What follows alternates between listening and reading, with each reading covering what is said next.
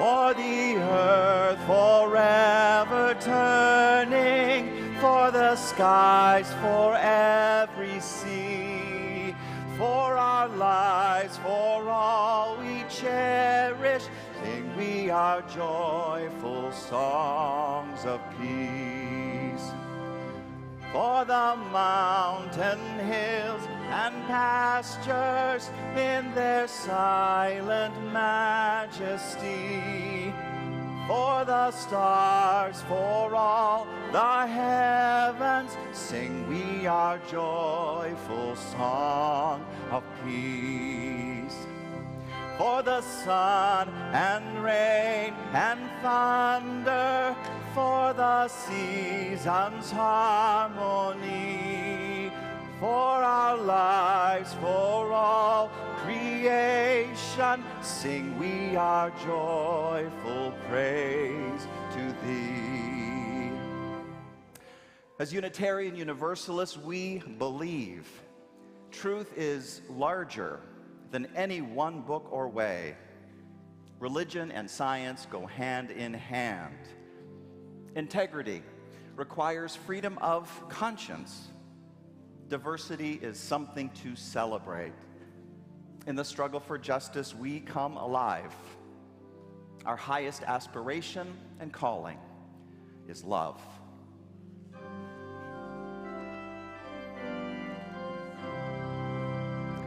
For the world we raise our voices, for the home that gives us birth. In our joy we sing, returning home to our blue-green hills of earth. Whoever you are, whomever you love, whatever your path happens to be, you are welcome here.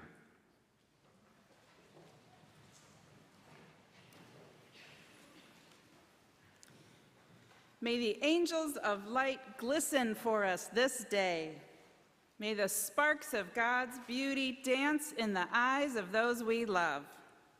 May the universe be on fire with presents for us this day. And may the new suns rising grace us with gratitude.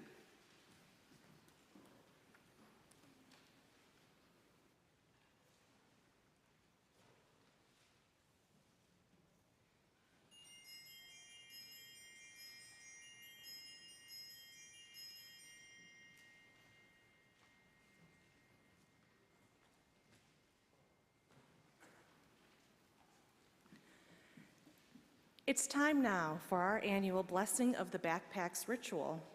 Learners of all ages are invited to come forward and meet Reverend Makar right here at the table. Whether you're starting kindergarten or first grade, whether you're moving on to middle school or high school, or if you're a career changer over 50 and getting some more education is helping you do that, you are invited to bring your backpack, your briefcase, or other symbol of learning down. Come on down. Even if you forgot your backpack, please come forward right up here to the table.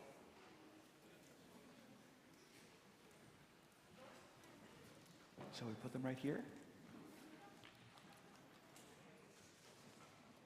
Come on down, everyone. Hello. I'm putting my backpack right here. So if you want, you can put yours right there too, or just keep a hold of it, whatever you like.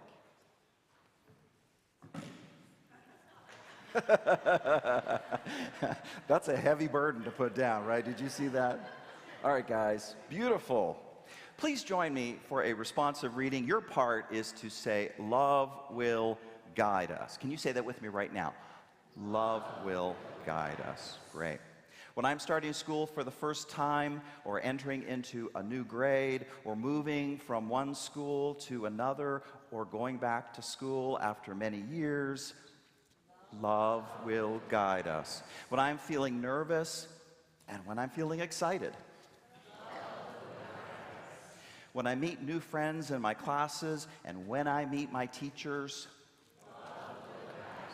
When I'm playing with my friends at recess, or when I'm meeting with a study group at a coffee shop. When I'm being taught something, and maybe it's easy to understand, maybe it's not so easy after all. When I'm busy doing homework or when I need to take a break. When I ace that test or when I don't do so well. May love guide you. May love guide you through all the ups and downs, wherever you may go. And this beloved community of West Shore loves you, is with you, and is loving you.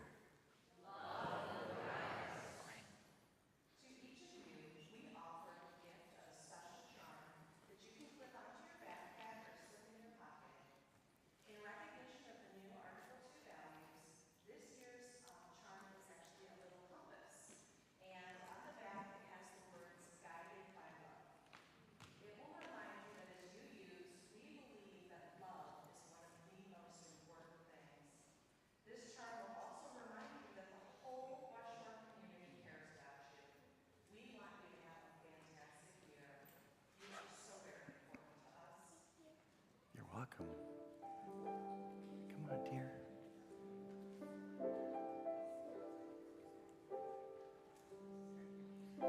Did you get one, sweetie? Did you get one, dear?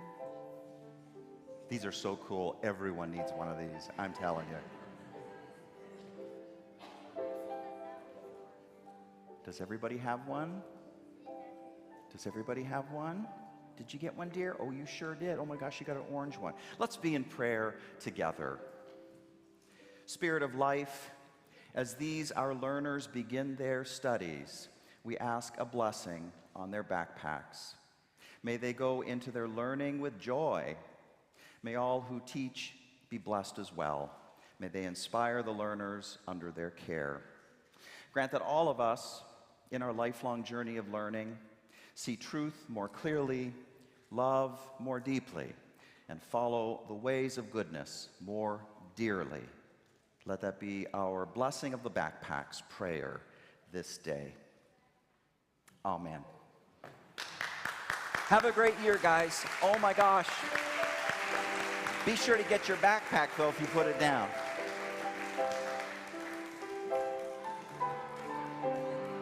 Did you get yours? Good. Fantastic. All right, West Shore, good morning. How are you? I hope you missed that torrential rain out there this morning. Did you see that? It is great to have everyone here at West Shore. Once again, welcome. I remember Reverend Anthony. I'm glad everyone is here this morning. We have so many good things going on at West Shore. Check out your weekly as the insert in your order of service. I do want to point out a couple things that you want to be sure you know about. One is to save the date.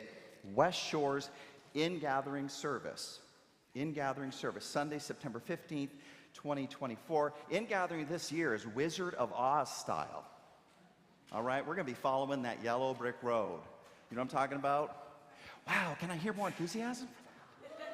Come on. I think I'm going to come as the Wizard of Oz. I'm looking for that outfit right now. As far as I've seen, it's going to be green. I'm going to be like all green, so whatever. So that's coming up. You want to know that after service, our Sunday dinner will be called Auntie M's Sunday dinner, okay? Immediately after the service, wondering if you can lend a hand to Auntie M to help with that. We are seeking volunteers to help with this event, set up and prep in the kitchen, serving food during the event, supervising the bounce house, some event cleanup. And you know what? If you are as good as Auntie M in baking cookies, we're also asking for your help too. Any bakers out there that would like to donate a batch of cookies, brownies, or bars to be served as dessert, let us know. Please stop by the in-gathering table after the service to let folks know that you may be interested. But definitely everyone come to that fantastic Wizard of Oz in-gathering this year. Second thing I wanted to be sure to mention to you is our Drag Queen Bingo event. I think this is number 3 for us. Drag Queen Bingo. How many of you attended one of those drag queen bingos in the past. Okay, that's not enough of you. You got to check that out. It's like so fun. It is so fun. The amazing veranda, Lanai and her guests. It's just a blast that evening. It is Friday, December 27th. So September. Did I say December? Come on. Yeah, right after Christmas. September 27th.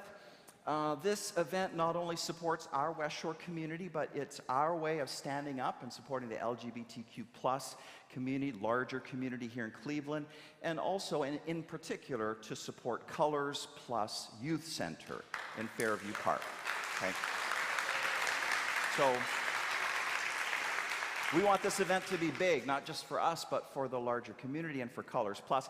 Let us know if you'd be willing to help with this. You can donate a prize item such as a gift card, gift basket, something like that. We can help with ideas if you have any questions. You could help by volunteering at the event, to help set up, to help clean up. Reach out to Jacqueline Hacko, and her information is in the weekly update in your order of service and also in the e-news that you got sent Friday. So check those items out. Lots of cool stuff happening, just wonderful things here in our community of West Shore. Now, let me ask, if you are here for the first or second time and you don't mind other people knowing. Woo! Thanks for coming, folks. Thanks for coming. And if you've been around for a while, you know I'm going to follow that up with a statement for our introverts out there. You don't have to raise your arm. We're glad you're here, too. We're glad I'm an introvert, so if I was out there, I wouldn't raise my arm either. But thanks to those of you who did. Wonderful to see everyone this morning. Best place to be on a Sunday morning in Cleveland. We are going to go into our greeting time in a moment. The kids, children, and youth are going to exit at this time to go stuff backpacks. That's also part of our blessing of the backpacks ritual, is to stuff backpacks for Elmira School. So we're really grateful for it. So the kids are going to leave at this time. Let's greet each other. When I sound the bowl, we're going to move on to the next thing. So here we go. Let's do it.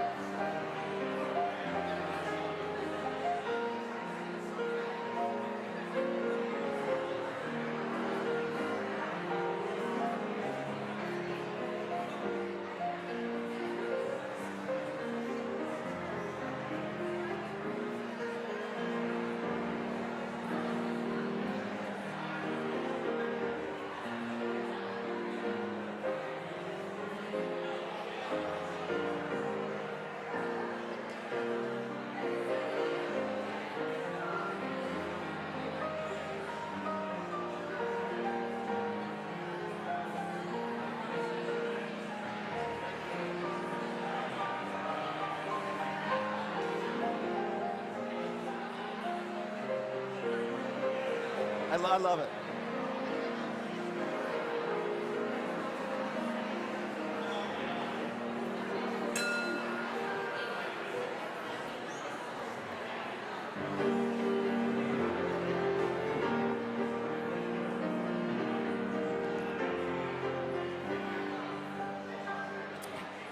We come to this good morning, remembering the journey of freedom.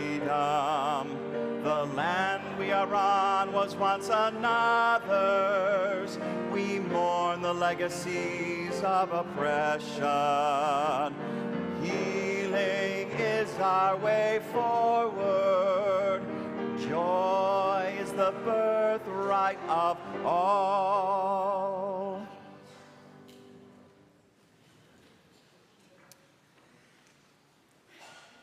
Generosity is one of our spiritual disciplines as Unitarian Universalists, and it's part of our worship every week to practice it. Some Sundays we take an offering on behalf of a nonprofit organization doing good work out there in the world. And then on other Sundays, we remember how one of those nonprofits doing great work is us. So, today's offering goes to our own congregation and our many ministries of spiritual growth, caring, service, and action in the wider community. The offering will now be given and gratefully received.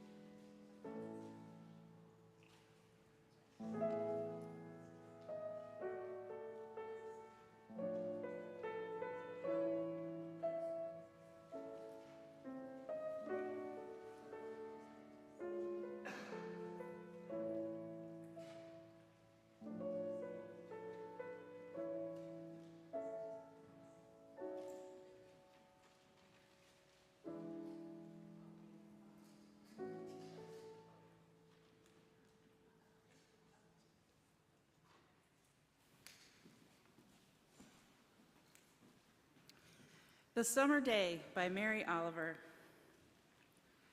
Who made the world? Who made the swan and the black bear? Who made the grasshopper? This grasshopper, I mean. The one who has flung herself out of the grass and the one who is eating sugar out of my hand. Who is moving her jaws back and forth instead of up and down, who is gazing around with her enormous and complicated eyes. Now she lifts her pale forearms and floats away. Now, I don't know exactly what a prayer is. I do know how to pay attention, how to fall down into the grass, how to kneel down in the grass, how to be idle and blessed, how to stroll through the fields, which is what I have been doing all day. Tell me, what else should I have done? Doesn't everything die too soon, at last and too soon? Tell me, what is it that you plan to do with your one wild and precious life?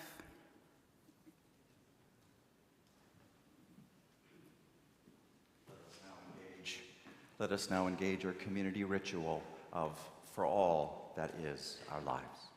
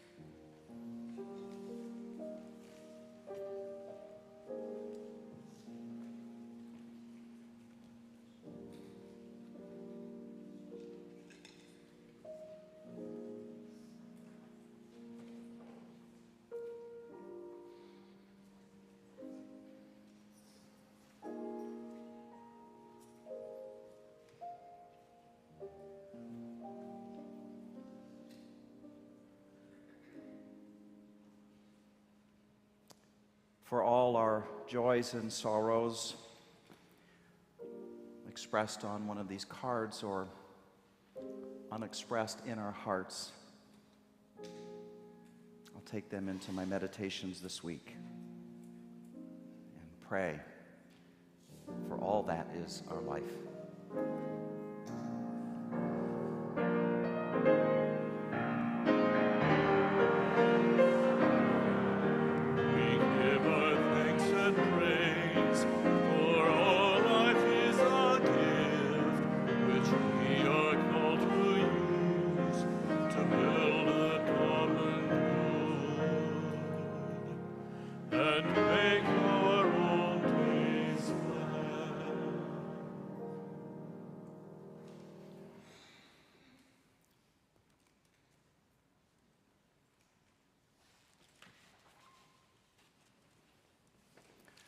So I want to begin by saying that there is countercultural wisdom in this church.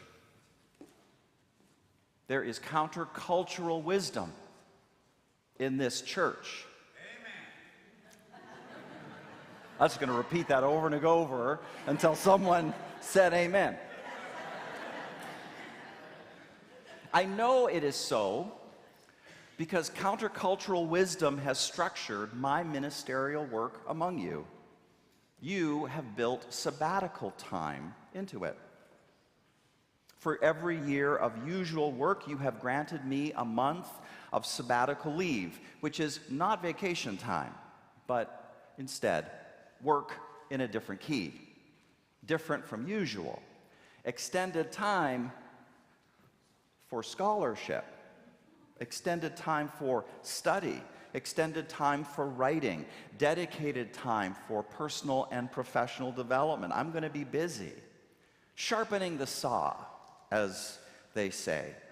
So when I return, I will be refreshed, ready to begin a new chapter in our ministry together. Details about this are included in the sabbatical pamphlet in your order of service. And right after service today, we're going to meet back here in the sanctuary to discuss things further, answer any questions that you may have. Please don't read this now, but listen to my sermon. Just to say, it's beautiful though. Thank you, Debbie Elliott in the office. Wow, it's gorgeous. But the main point is that it all reflects countercultural wisdom. I wish everybody had jobs structured like this one, acknowledging the wisdom of natural rhythms and cycles, acknowledging for anyone's work life the truth that nothing in nature blooms all year long. Acknowledging this with humility. Such humility is also encouraged by the tradition of the siesta in Spain and in quite a few other countries, I came to learn. This tradition acknowledges the natural energy cycle that people experience over a 24-hour period. High-level human functioning, it says, doesn't bloom over the course of even one single day. Forget about all year long. Therefore, the midday nap. It's countercultural wisdom. By the way, I keep calling it countercultural because the American dominant culture way of doing things resists rhythms and cycles. It shows utter incredulity and disdain for the siesta to begin with. It insists that workers must bloom all day long, all year long, and over the passage of multiple years without interruption, without end, which is impossible. It is an impossible ask. The proverbial saw, it gets so dull that in the end, it can no longer hold an edge. And there is no other recourse but to throw it away. But that is the American dominant culture way of doing things. Use something completely up, then throw it away. It's the American dream fantasy of endless and relentless productivity and growth. It's an onward and upwards forever mindset which can dominate our imaginations. For sure, it has dominated our economy, leading to our exhausted earth, our overheated climate, and increasing wealth gaps among the world's nations, among other impacts. The ultimate irony is that the accumulated stress and exhaustion of this pursuit of limitlessness only stifles creativity. The stated goal of growth is only stymied. No room is given for much, if not most, of our lives as they are honestly and truly lived, which means, in other words, that we become alienated from others and from our own very selves. With regard to our work lives, with regard to every aspect of our lives, we must say no to the dominant culture American dream of limitless growth as both unrealistic and dehumanizing. Can you see it? That's what I call working hard to keep your head above water, right? Let there be more of the countercultural type wisdom in our lives instead. Something very different from what we just saw. This is what I want to dive into deeply right now. The far healthier wisdom of natural cycles and seasons. For everything, there is a season and a purpose under heaven, says the writer of the book of Ecclesiastes in the Hebrew Bible, and he writes from thousands of years ago.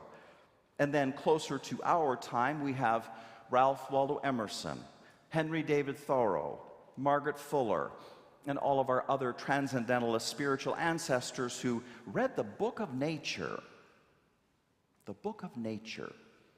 as if it were itself a kind of Bible. Does that make sense to you, by the way, reading the book of nature? Does that make sense? Okay. The great William Shakespeare, in his play As You Like It, spoke of finding sermons in stones. Yeah?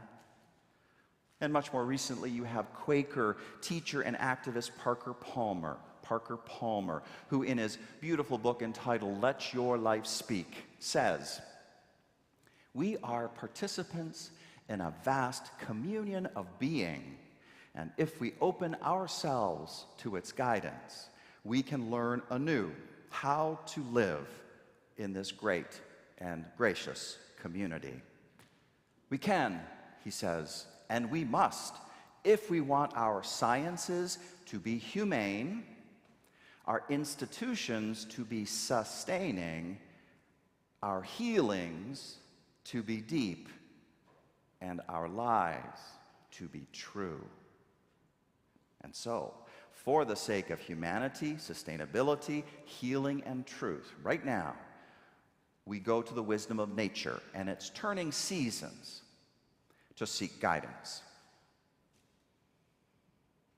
Start with the one we are about to enter this September 22nd and extending through to December 20th, autumn. This season, like the others, will inevitably bring to mind for you certain associations, personal associations that might not be there for others. We have to acknowledge this, but we can still recognize broad themes that will be valid for anybody in the same climate zone, okay? With autumn comes the harvest and then decline. With autumn, the days grow shorter and the green growth of summer changes and begins to decay. It is a unique pivot point. All the strivings of previous seasons culminate in the abundance of the harvest, and it is a golden time meant for celebration and thanksgiving, but not clung to with a vise-like grip, right? Not gripped to so tightly that you can't let go, because side by side with this golden time is the reality of change. Nature's first green is gold, says poet Robert Frost. her hardest hue to hold. That beep was the Lord saying amen to Robert Frost. Her early leaf's a flower, but only so an hour. Then leaf subsides to leaf. So Eden sank to grief. So dawn goes down to day. Nothing gold can stay. From the perspective of the dominant culture American dream of endlessness and limitlessness, if something can't stay, it's not gold. Okay? It's unworthy if it's not permanent. But autumn exposes this attitude as artificial and unnatural. Abundance is fleeting, and yet it is still abundance. It is even more precious in its abundance exactly because it is fleeting. Autumn leaves burst upon us in reds and yellows and oranges, and it is breathtaking. And before you know it, it is gone. So we must learn how to kiss joy as it flies, and thereby live in eternity's sunrise. Autumn wants to teach us that. It is a master class in enlightenment. Autumn asks of you and of me, what is golden in your world right now? What is the harvest in your life which represents the culmination of all the developments of the previous seasons? Don't just pass it on by to get to the next thing. Slow down. Stop for a moment. Acknowledge the harvest in your life. Name it. Kiss that joy, because it is already in flight. It is already passing on to something else. Nothing gold can stay. For myself, I am kissing the joy of having served this congregation for more than 5 years now. We are in year 6 of my ministry. It is hard to believe. Thank you. It is hard to believe. So, thank you. So what I'd like to suggest is that the weeks ahead of us, the rest of August, all of September, let this be a time of kissing the joy of our shared time together. And all we have accomplished so far, oh my God, we made it through COVID. Woo! And did a lot more than that. But let it be a time of kissing the joy of our shared time together before I begin part 1 of the sabbatical in October. Part 1 in October. Kiss the joy as it flies, and we live in eternity's sunrise. Autumn offers its wisdom gift to us, and so does the next season, winter, which commences December 21st and ends March 19th. Says Parker Palmer, winter is a season when death's victory can seem supreme. Few creatures stir, plants do not visibly grow, and nature can feel like our enemy. And yet, the rigors of winter, like the diminishments of autumn, are accompanied by amazing gifts. And one of these gifts is clarity. Clarity. Winter's gift of utter clarity. How, as Parker Palmer says, in winter one can walk into woods that had been opaque with summer only a few months earlier and see the trees clearly, singly, and together, and see the ground that they're rooted in. Winter, he says, clears the landscape, however brutally, gives us a chance to see ourselves and each other more clearly, to see the very ground of our being. The teaching of winter here is very much about simplifying. Simplifying. Our life, says Henry David Thoreau, is frittered away by detail. Simplify, simplify, simplify. I say, he goes on, I say, let your affairs be as 2 or 3 and not 100 or 1,000. Instead of 1,000,000, count half a dozen and keep your accounts on your thumbnail. That's what he says. I remember going to Walden Pond outside of Concord, Massachusetts, many years. How many of you have been to Walden Pond there outside of Concord? Great. All that's left of Thoreau's cabin is a pile of stones and also this sign. I went to the woods because I wished to live deliberately, to front only the essential facts of life, and see if I could not learn what it had to teach, and not, when I came to die, discover that I had not lived. Our Unitarian Universalist ancestor, Henry David Thoreau, created for himself a winter-like experience through his Walden Pond experiment. And many people have followed his example. But no one has to do anything special to be reminded of the value of simplifying. Winter is going to come every year, and the leafless trees and the snow-covered world embody the lesson.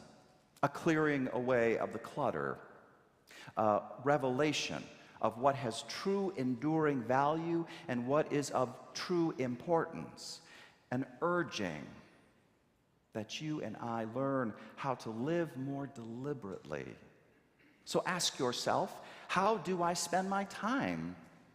Can I spend less time doing certain things and more time on other better things? What can I say no to so that I can create more room to the things I want to say yes to? And so on. These are all great winter wisdom questions. Questions which for sure I'll be taking with me into my sabbatical.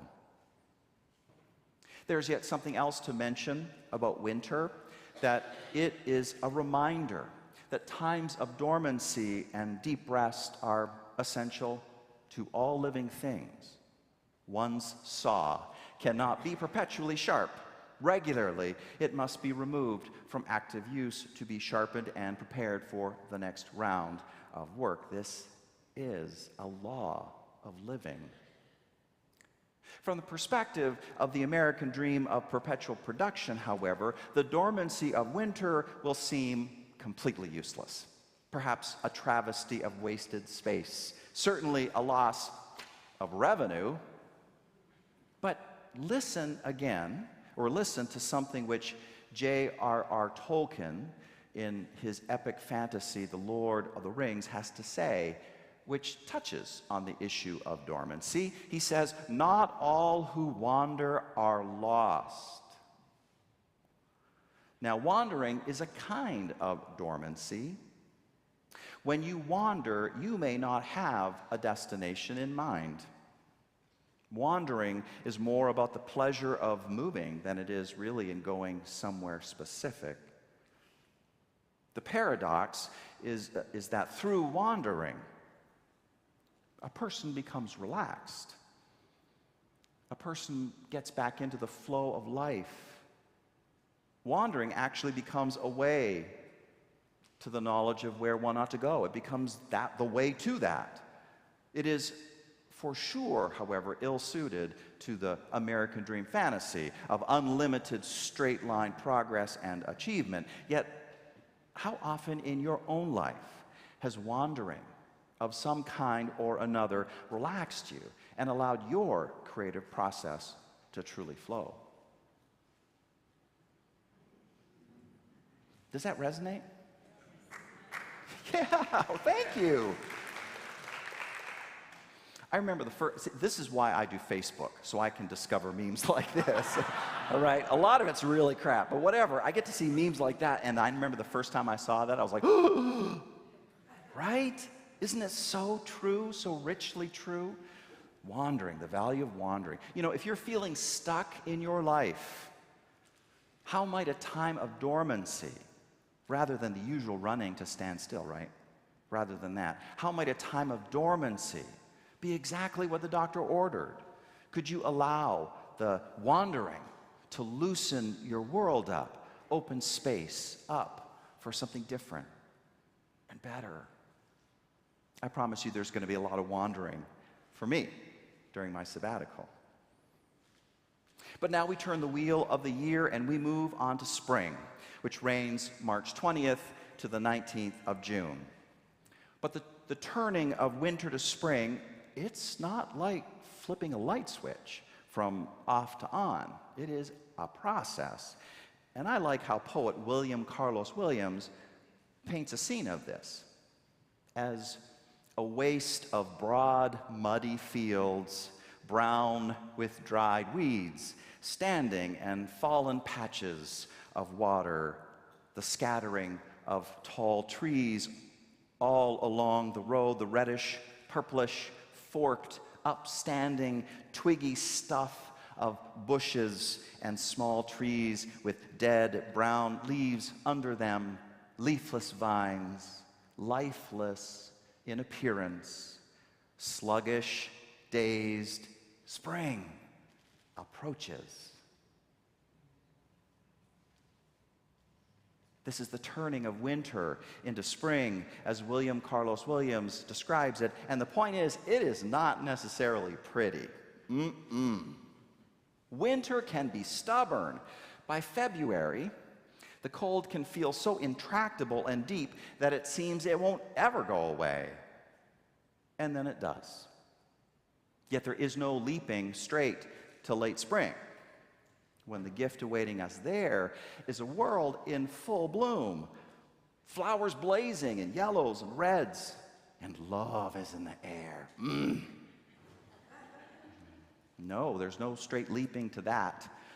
You just can't get to pretty until you go through the valley of messy and ugly first. You just can't get to pretty unless you go through the valley of messy, and I'm going to get that tattooed on my body somewhere, right? I learned that from figure skating, because we all try to be pretty as figure skaters, but can't get there. You can't just leap there. You got to go through ugly, ugly, ugly, ugly, ugly a lot. Early spring, when what has been frozen is thawing, is messy and ugly. I have walked in early spring, Parker Palmer says, through fields that will suck your boots off. A world so wet and woeful that it makes you yearn for the return of ice. But you know, even this has its gift for us, this messiness. Though spring can begin slowly and tentatively, it grows with a tenacity that never fails to be touching. The smallest and most tender shoots, Did you hear that? That's the Lord again. The Buddha is listening in on this sermon. Those smallest shoots, they insist on having their own way. They coming up through the ground that looked only a few weeks earlier as if it would never grow anything again. Spring teaches me, Parker Palmer says, to look more carefully for the green stems of possibility, for the intuitive hunch that may turn into a larger insight, for the glance or the touch that may thaw a frozen relationship, for the stranger's act of kindness that makes the world seem hospitable again.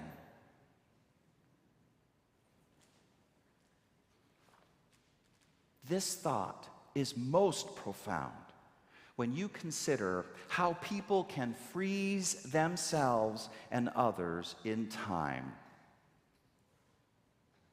It can happen for all sorts of reasons. Someone hurts you and you can't let go. Your image of that person becomes tied to this hurt.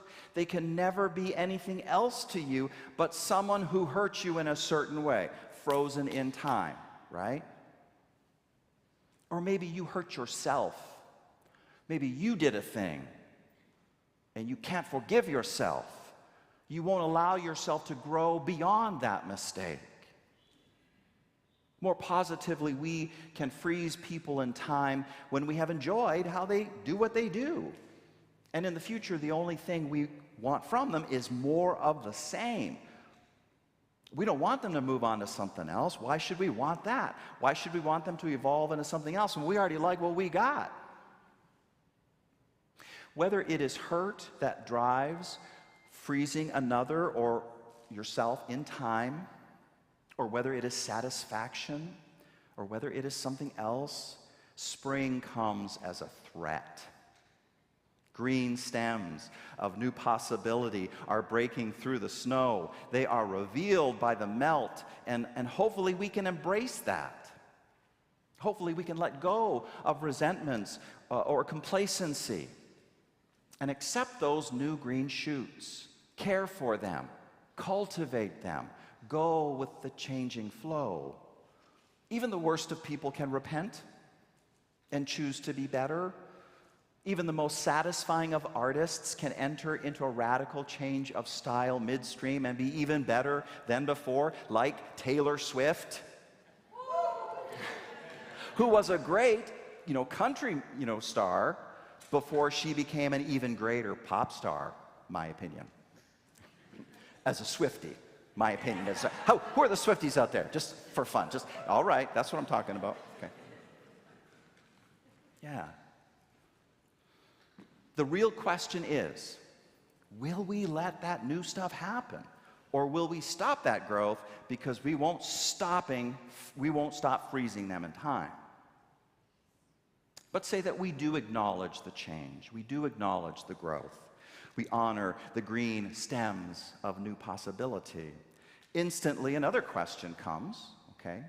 Can we be patient with this new growth process, this growth of something new, which can be very messy, as opposed to demanding instant results?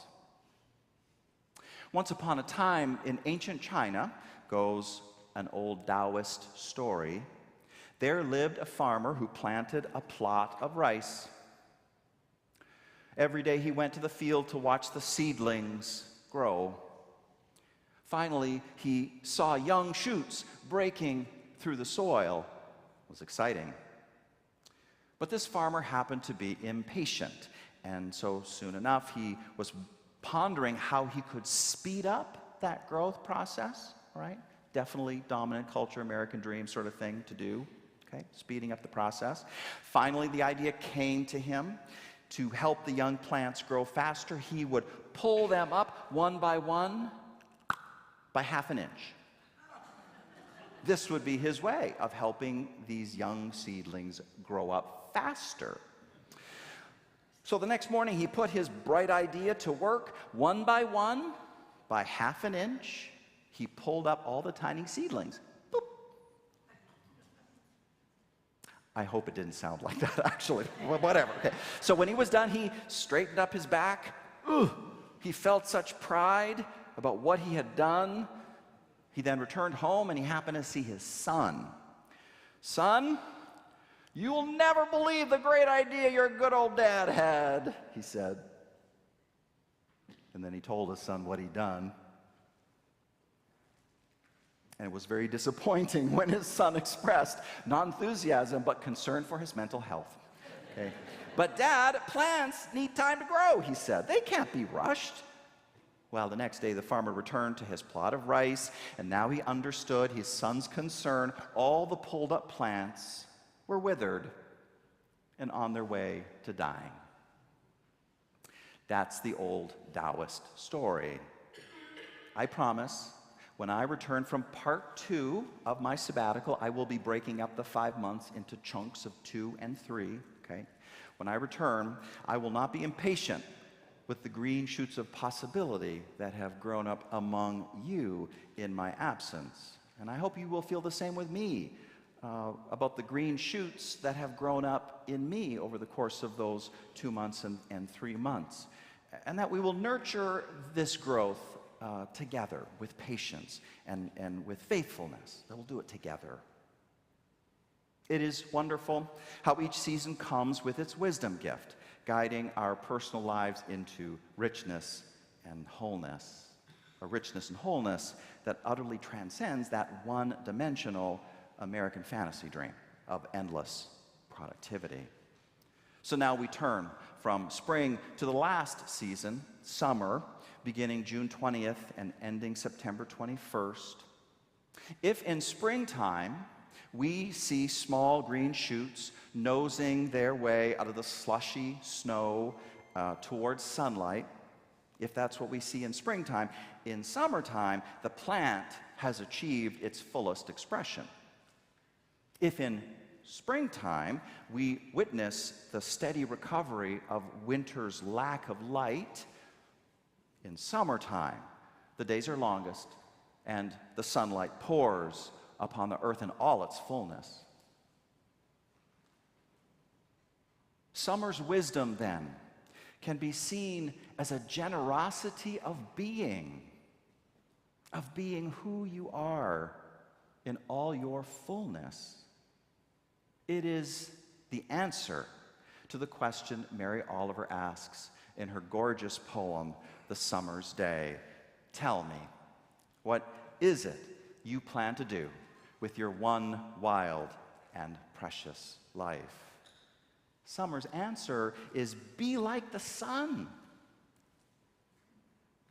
Pour yourself out without hesitation. Trust yourself and all that you have to offer that no one else can. And if imposter syndrome has you in its grip, well, fake it till you make it. Fake it till you make it. I know, because I did. Fake it till you make it, because you will make it. You will make it. Find your way to be of use. As poet Marge Piercy says, the people I love the best jump into the work head first, without dallying in the shallows, and they swim off with sure strokes, almost out of sight. They seem to become natives of their element, the black, sleek heads of seals bouncing like half-submerged balls. I love people who harness themselves, an ox to a heavy cart, who pull like water buffalo with massive patience, who strain in the mud and the muck to move things forward, who do what has to be done again and again. The work of this world is as common as mud, botched. It smears the hands, crumbles to dust. But the thing worth doing well done has a shape that satisfies. Ooh, clean, evident.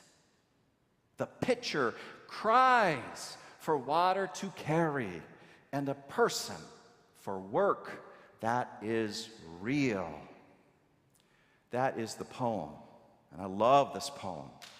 I love it because for me, thank you, for me, ministry is the pitcher. And I have heard its cry since 1999 when I entered seminary, and I have loved it because it is real work, it is a thing worth doing well. And I have learned over the past 20 plus years that this work is best done when it takes the form of a long-term ministry. That is one of the biggest arguments. That is one of the biggest arguments in favor of a sabbatical. It supports longevity of ministry in one setting.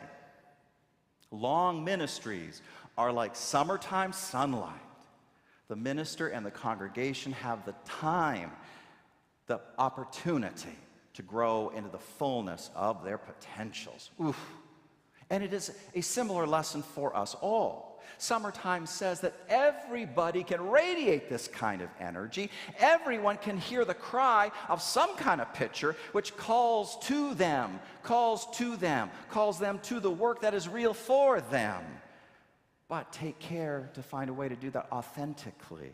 Take care that your life energies are not traded in for work that delivers only a paycheck, that doesn't have a shape that satisfies, that doesn't tempt you to jump in head first. Take care. And now we have gone full circle. Autumn, winter, spring, summer. With each season comes a sermon. And so, says Henry David Thoreau, Live in each season as it passes. Breathe the air, drink the drink, taste the fruit, and resign yourself to the influence of the earth. That's what Thoreau says. May you find the meaning and the healing within each season. May you find it. I hope I find it. I hope you find it. May we gather these natural teachings to ourselves and from them learn to be more human, more humane, more humble. Resign yourself to the influence of the earth.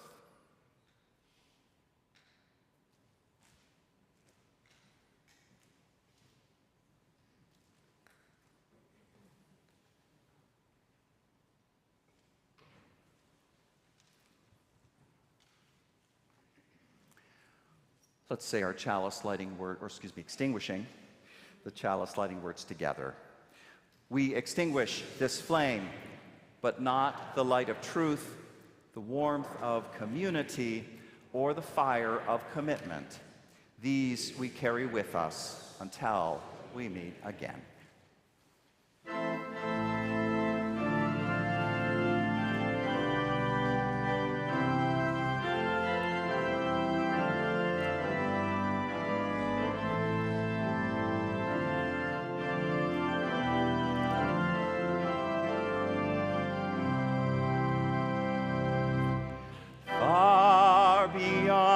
The grasp of hands, or light that meets the eye, past the reaches of the mind. There find the key to nature's harmony, in an architecture so entwined.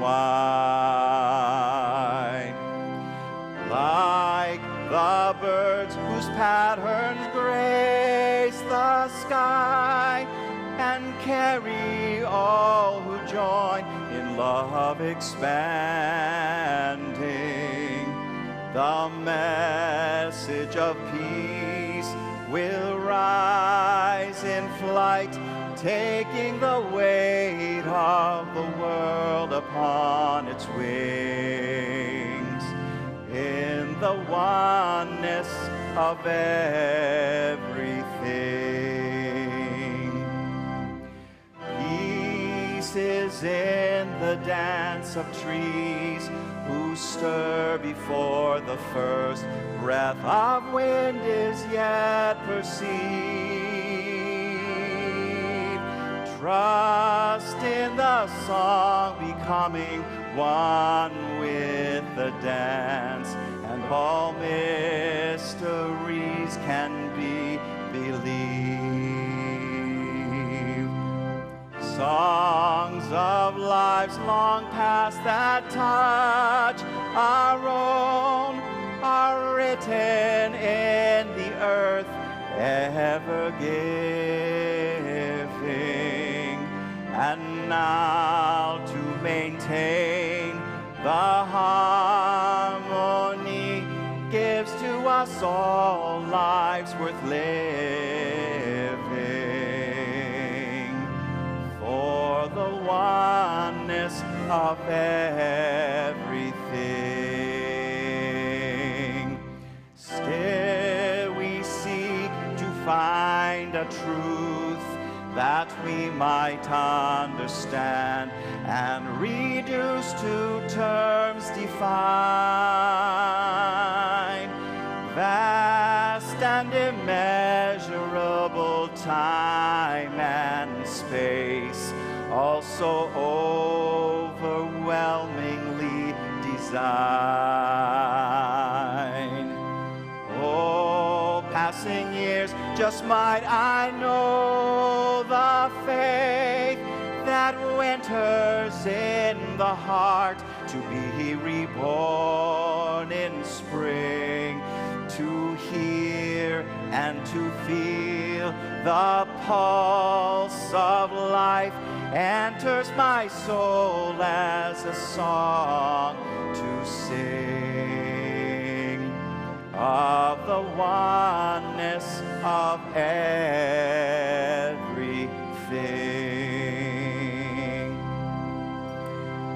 Autumn be with you and its harvest joy. Winter be with you and all its clarity and rest. Spring be with you and all its green shoots of possibility. Summer be with you and all its sunlight of authentic full being. May it be so.